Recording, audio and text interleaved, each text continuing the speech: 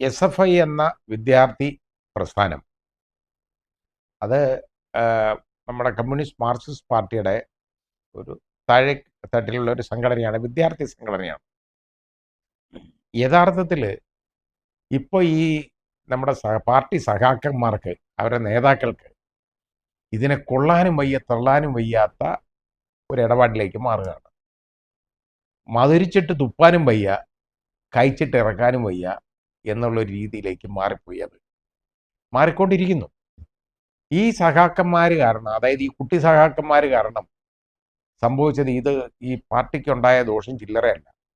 ഇടത് മുന്നണിയെ ആകെ ഗ്രസിച്ചു അത് എന്ന് നമുക്ക് പറയാം. ഒരു വെറ്റിനറി കോളേജ് ഉണ്ടല്ലോ, പൂക്കോട് വെറ്റിനറി കോളേജിൽ ഉണ്ടായ സംഭവം, സിദ്ധാർത്ഥൻ്റെ കൊലപാതകമെന്നോ ആത്മഹത്യയെന്നോ എന്തോ മരണം, സിദ്ധാർത്ഥൻ്റെ മരണം കൊലപാതകമാണെന്ന് പ്രൂവ് ചെയ്യപ്പെട്ടിട്ടില്ല. അതുകൊണ്ട് എനിക്കത് പറയാൻ അറിഞ്ഞില്ല. കൊലപാതകമാകാൻ ഒരുപാട് സാധ്യതയുണ്ട് എന്നേ പറയാൻ പറ്റുള്ളൂ.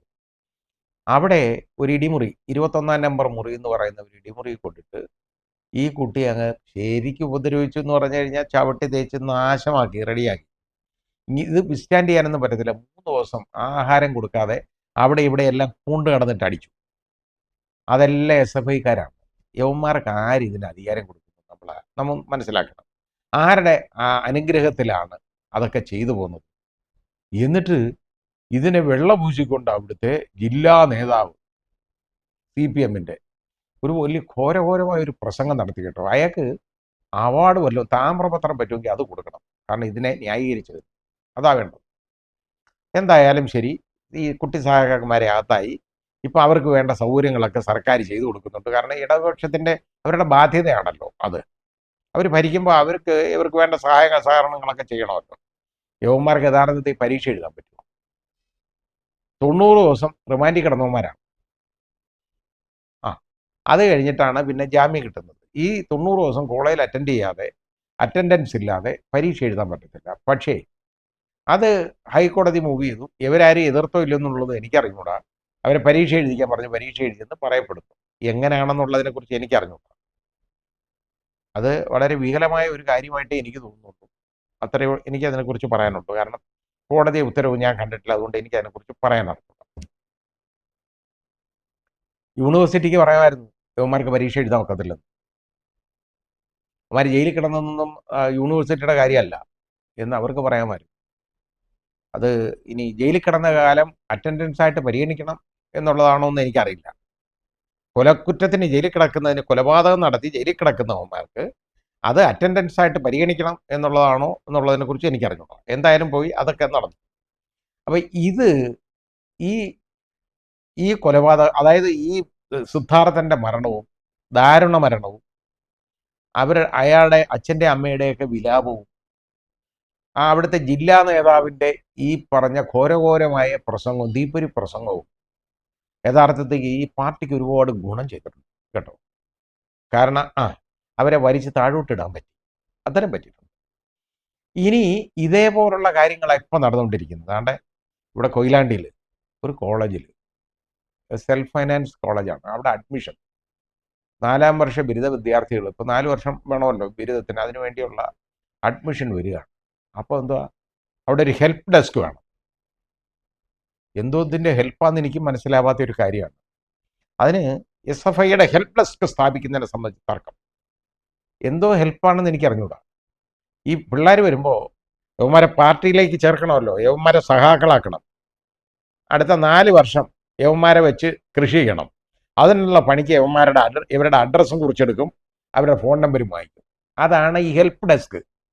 അല്ലാതെ അവരെ ഹെൽപ്പ് ചെയ്യാൻ വേറെ കാര്യമൊന്നുമില്ല. യവന്മാരെല്ലാം അവരെ പഠിപ്പിക്കുന്ന, അതിന് അധ്യാപകരുണ്ട്. അതിന് പറഞ്ഞ് ഞങ്ങൾ അവരുടെ സിലബസ് കൊടുക്കും. സിലബസ് അവിടെ നിന്നുമല്ല, യൂണിവേഴ്സിറ്റിയാണ് തീരുമാനിക്കുന്നത്. യവന്മാരല്ല സിലബസ് ഉണ്ടാക്കുന്നത്. കോളേജിൽ നിന്ന് കിട്ടും സിലബസൊക്കെ ആവശ്യത്തിന്. കോളേജ് കലണ്ടർ എന്ന് പറഞ്ഞൊരു സാധനമുണ്ട്, അതിനകത്തുണ്ട് സിലബസ്, അത് കൊടുക്കും. പിന്നെ കോളേജിൽ ബാക്കി സർട്ടിഫിക്കറ്റ് സ്വത്ത് നോക്കുക എന്നുള്ളതല്ലാതെ പ്രിൻസിപ്പലിനും സ്റ്റാഫിനും പോലും വേറെ ജോലിയില്ല. ഇവരുടെ അഡ്മിഷനൊന്നും അവിടെ അല്ല, നേരത്തെ തന്നെ തീരുമാനിച്ചാണ്, ഇയർ മാർക്ക് ചെയ്ത് ഓരോരുത്തരെ വിട്ടേക്കാണ്. ഇവിടെ അവർ കൊടുത്തേക്കുന്ന ഡോക്യുമെന്റ്സ് ഒക്കെ ക്ലിയർ ആണോ എന്ന് മാത്രം നോക്കുക. അത് ഹെൽപ്പ് ഡെസ്കിന്റെ കാര്യമില്ല, അത് അവർ പ്രിൻസിപ്പൽ ചെയ്തോളും. അങ്ങനെ കൊണ്ടുവന്ന് ഇവിടെ രാഷ്ട്രീയ പ്രവർത്തനമായി പ്രശ്നമാവും എന്ന് കണ്ടപ്പോൾ അവിടുത്തെ പ്രിൻസിപ്പല് ഒരല്പം ബോധമുള്ളവനാണെന്ന് തോന്നുന്നു, അതുകൊണ്ടാണ് അയാൾ ഇതിനെ എതിർത്തു. എതിർത്തപ്പോൾ എന്തുവാ, അയാളെ കയറി എടുത്തിട്ട് അടിച്ചു, നാശമാക്കി. അപ്പോൾ അത് തടയാൻ ചെന്ന ഒരു സ്റ്റാഫിൻ്റെ നേതാവുണ്ട്, ലീഡറുണ്ട്, ഒരു അധ്യാപകനാണ്, അയാളെ അടിച്ചു, ഉപദ്രവിച്ചു.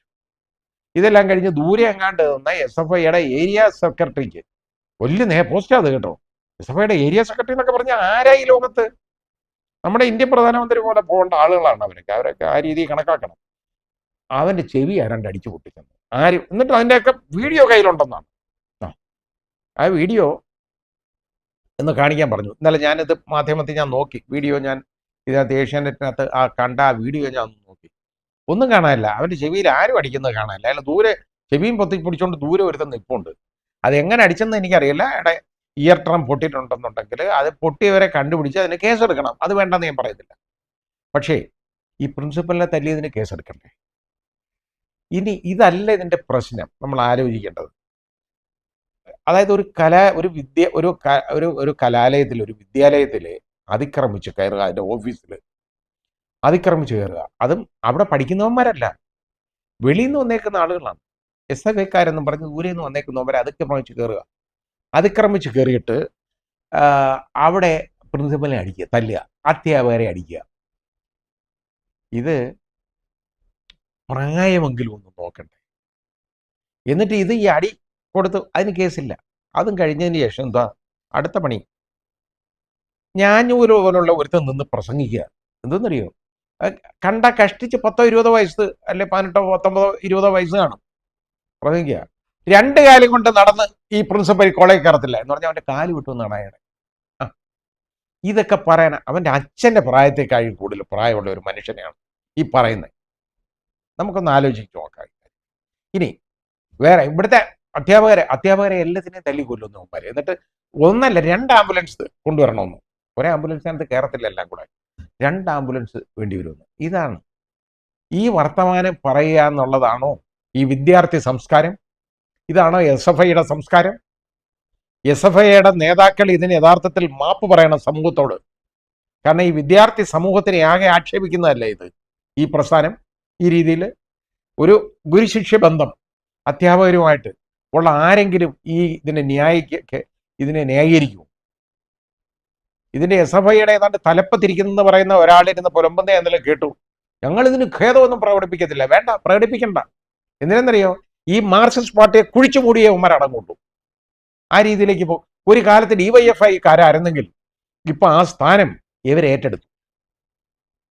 ഇനി ഈ പാർട്ടി ഒന്ന് രാഷ്ട്രീയ നേതൃത്വം ഒന്ന് തിരിച്ചറിയണം. ഈ സഖാവ് ഗോവിന്ദൻ മാഷൊക്കെ ഉണ്ടല്ലോ, അതായത് ഇതിൻ്റെ ഈ പാർട്ടി സെക്രട്ടറി, ഒന്ന് മനസ്സിലാക്കണം. ഇവനെയൊക്കെ ചങ്ങലക്കിയിട്ടില്ലെങ്കിലുണ്ടല്ലോ, ഒന്ന് പിടിച്ചു നിർത്തിയില്ലെങ്കിൽ അവർക്കിനി ഇവിടെ പൊട്ട് തൊടാൻ ഒരവസരം കിട്ടത്തില്ല എന്ന് മനസ്സിലാക്കണം. ഇത് ജനങ്ങൾ കണ്ടുകൊണ്ടിരിക്കുകയാണ്. എനിക്ക് ഈ പ്രസ്ഥാനത്തിനോട് ഒരു വിരോധമില്ല, പക്ഷേ എനിക്ക് വിരോധമുണ്ട് ഈ പൂക്കോട് വെറ്ററിനറി കോളേജിലെ സിദ്ധാർത്ഥനെ ഇതേപോലെ 3 ദിവസം ഇട്ട് തല്ലിയതിനകത്ത്, ആ കുട്ടിയുടെ മരണം സംഭവിച്ചതിനകത്ത് ഉത്തരവാദികൾ എവരാണ്? ഇതേപോലെ വേണ്ട തിരുവനന്തപുരം യൂണിവേഴ്സിറ്റി കോളേജിൽ നിന്ന് ഇവർക്ക് ഒരു ഇടിമുറി ഉണ്ടായിരുന്നു ഇതുമാതിരി. ആ ഇടിമുറി അവസാനം പൂട്ടിച്ചതാണ്. പൂട്ടിച്ചപ്പം ആ മുറിയിൽ നിന്ന് കണ്ടെടുത്തേക്കുന്ന കാര്യങ്ങൾ എന്താണെന്ന് അറിയാം. അതായത് സർവകലാശാല എക്സാമിനേഷന് കൊടുക്കേണ്ട ആൻസർ ഷീറ്റുകൾ അതിനകത്ത് നിന്ന് എടുത്തേക്കുന്നത് ഭാഗികമായിട്ട് പൂരിപ്പിച്ചതുപോലും ഉണ്ട്. ചിലത് നമ്പറിട്ട് കൊടുത്തേക്കുന്ന ആൻസർ ഷീറ്റാണ്. അത് അവിടുത്തെ ഒരു പ്രൊഫസറുടെയോ ഹെഡ് ഓഫ് ദ ഡിപ്പാർട്ട്മെന്റിന്റെയോ സീല് അതിനകത്തിരിക്കുന്നത്. ഇത് ഒക്കെയാണ്. ഇതാണോ നമ്മുടെ ഇതാണോ വിദ്യാർത്ഥി സംഘടനയുടെ, ഒരു വിദ്യാർത്ഥി യൂണിയൻ എന്ന് പറയാവുന്ന ഒരു വിദ്യാർത്ഥി സംഘടനയുടെ ജോലികൾ ഇതൊക്കെയാണോ? ഒന്ന് ആലോചിച്ച് നോക്കിയുള്ളൂ. ഇതിനെക്കുറിച്ചൊക്കെയുള്ള അന്വേഷണം എവിടെ പോയി? അയാളുടെ പേരൊന്നും ഞാൻ പറയുന്നില്ല, വിളിച്ച് എനിക്ക് ഓർമ്മയുണ്ട്. പക്ഷേ ഇത് നമ്മൾ മനസ്സിലാക്കണം. ഈ രീതിയിലാണ് ഇവിടുത്തെ അന്വേഷണം പോലും പോകുന്നത്. ഇവരെന്ത് ചെയ്താലും, കുട്ടി സഹാക്കന്മാരെന്ത് ചെയ്താലും അപ്പന്മാരും അച്ഛന്മാരും ഒക്കെ കണ്ടുകൊണ്ടിരിക്കുക. നല്ലത് നടക്കട്ടെ. കാരണം ഏവന്മാരിറങ്ങി അടിയുണ്ടാക്കിയാൽ ഇനി ക്ലച്ച് പിടിക്കത്തുള്ളൂ എന്നുള്ള ഒരു ധാരണ വന്നു. പണ്ടങ്ങനെ ആയിരുന്നു. ഭരണത്തിലേക്ക് കയറണമെന്നുണ്ടെങ്കിൽ യവന്മാരെ തെരുവിലേക്ക് ഇറക്കി വിടും. കുറേ എണ്ണം അടിച്ച് കീറും, മണ്ടയടിച്ച് കീറും. ഇവർക്കൊക്കെ വേണ്ടത് യങ് ബ്ലഡാണ്. അത് നമ്മൾ മനസ്സിലാക്കണം. ഈ രാഷ്ട്രീയ നേതൃത്വം ആഗ്രഹിക്കുന്നത്, ഏത് രാഷ്ട്രീയ പ്രസ്ഥാനങ്ങളായാലും ആഗ്രഹിക്കുന്ന, അവർക്ക് യങ് ബ്ലഡാണ് അവർക്ക് വേണ്ടത്. ഈ കുട്ടികളെ, യുവാക്കളെ അങ്ങോട്ട് തള്ളി തെരുവിലേക്ക് വിടും. വിട്ടിട്ട് അവിടെ കിടന്ന് അടിയുണ്ടാക്കി നശിച്ച് മണ്ട കയറും.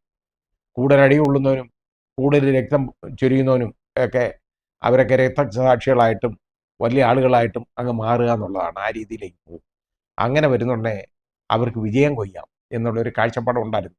പക്ഷേ ഇപ്പോൾ നമ്മുടെ ജനങ്ങൾ, ഞാൻ വിചാരിച്ചിരുന്ന പോലെ അല്ല നമ്മുടെ വോട്ടർമാർ.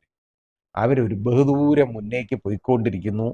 അവർ നന്നായിക്കൊണ്ടിരിക്കുന്നു എന്നുള്ളതിൻ്റെ ഏറ്റവും വലിയ തെളിവാണ്, ഉത്തമ ഉദാഹരണമാണ് ഈ കഴിഞ്ഞ ലോക്സഭാ ഇലക്ഷൻ. നമ്മുടെ രാജ്യമൊട്ടാകെ അവർ തിരിച്ചറിയുന്നു. അയോധ്യയിൽ അമ്പലം പണിഞ്ഞല്ലോ, ക്ഷേത്രം പണിഞ്ഞു. ഒരു പള്ളി പൊളിച്ച സ്ഥലത്താണ് ഈ ക്ഷേത്രം പണിയുന്നത്. ആ അയോധ്യയിലെ ജനങ്ങൾ ആരെങ്കിലും അവിടെ ചെന്ന് പോയാൽ എന്തൊക്കെ ഘോഷികളാണ് അവിടെ കാണിച്ചതെന്നുള്ളതറിയോ? നമ്മൾ കണ്ടതാണ്. ഇതെല്ലാം രാഷ്ട്രീയത്തിന് വേണ്ടി, വിജയത്തിന് വേണ്ടിയാണ്. അവസാനം അവിടെ അമ്പെ പരാജയപ്പെട്ടില്ലേ? ഫൈസാബാദിൽ വളരെ വലിയ ഭൂരിപക്ഷത്തിലല്ലേ അവിടെ സമാജ് പാർട്ടിയുടെ സ്ഥാനാർത്ഥി ജയിച്ചത്? കണ്ടതാണ്. BJPക്ക് അവിടെ എന്ത് കിട്ടി? ആട്ടെ, UP-യിലാകെ എന്ത് കിട്ടി?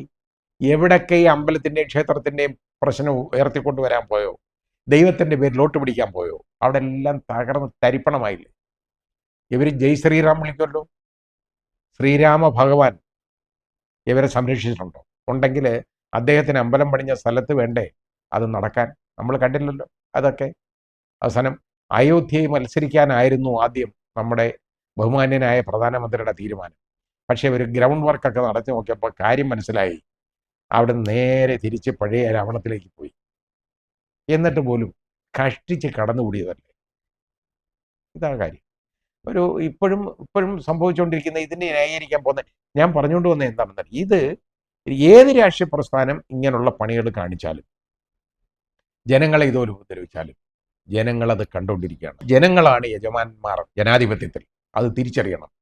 ഈ സാധാരണ ജനങ്ങൾ ഇവിടെ കണ്ടുകൊണ്ടിരിക്കുകയാണ്. ഈ അധ്യാപകരെ ഇതേപോലെ അടിക്കുന്നതും, പ്രിൻസിപ്പലിനെ അടിക്കുന്നതും, അതിനുശേഷം കാലും കൈയും വെട്ടുമെന്ന് വിളിച്ചു പറയുന്നതും, പിന്നെ എല്ലാത്തിനെയും തല്ലിക്കൊന്ന് ആംബുലൻസിൽ കയറ്റുമെന്ന് പറയുന്നതും, ഇതൊക്കെ ജനങ്ങൾ കണ്ടുകൊണ്ടിരിക്കുകയാണ് എന്ന് ഇവരൊന്ന് തിരിച്ചറിയണം. ഇവരെന്തേ തിരിച്ചറിയാത്തത്? ബോംബുണ്ടാക്കി അവിടെ മരിക്കുന്നത് പോലും സ്മാരകം പണിയുന്നവർ ഇതെങ്ങനെ തിരിച്ചറിയും? ഇവർക്ക് നല്ല ബുദ്ധി ഉണ്ടാകട്ടെ എന്ന് ഞാൻ പ്രാർത്ഥിക്കുന്നു. അത്രേ എനിക്ക് പറയാം.